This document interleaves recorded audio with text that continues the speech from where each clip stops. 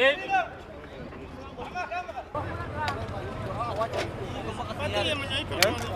knives they will take the intelligence guys. Where did they put those guns? Assalamu alaikum. Is everybody fiyan? Fiyan.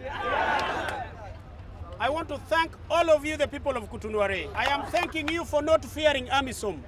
We want your people, your children to go to school. We want your wives to get drugs and medicine and good hospitals. AMISOM in particular employs a very powerful special force from Uganda, and this special force comes in with a lot of clinical results. There is no way we need to fire. We cannot fight if there is no resistance.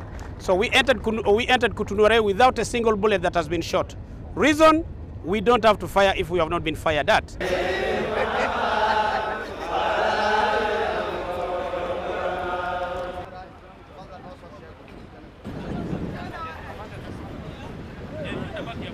annaga ciidanka waa ku wareejinayna tusbahan yaa sinhaga isku wareejiyaan beledka shabaab hooy kooyno men naf malnaga bataqleysiyaan. Nobody should tell lies that AMISOM has come to kill people. We don't kill, that's why we did not fire. The message is one: the Al-Shabaab has wasted your time. The Al-Shabaab has made your children don't go to school. The Al-Shabaab has made you fail to get treatment. The Al-Shabaab has made you fail to develop yourselves.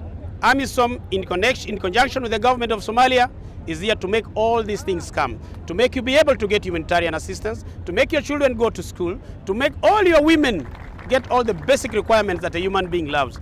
What we need to tell you is that support AMISOM, support the government of Somalia so that Al-Shabaab is out of our way. Wherever Al-Shabaab is, mention where they are and we all get into peace. waa ninka ciidankan inta aan keenay dhulkan dhan ninka xukumi doono waaye waa wiilkana la shaqayn doontaan oo idin la shaqayn doona.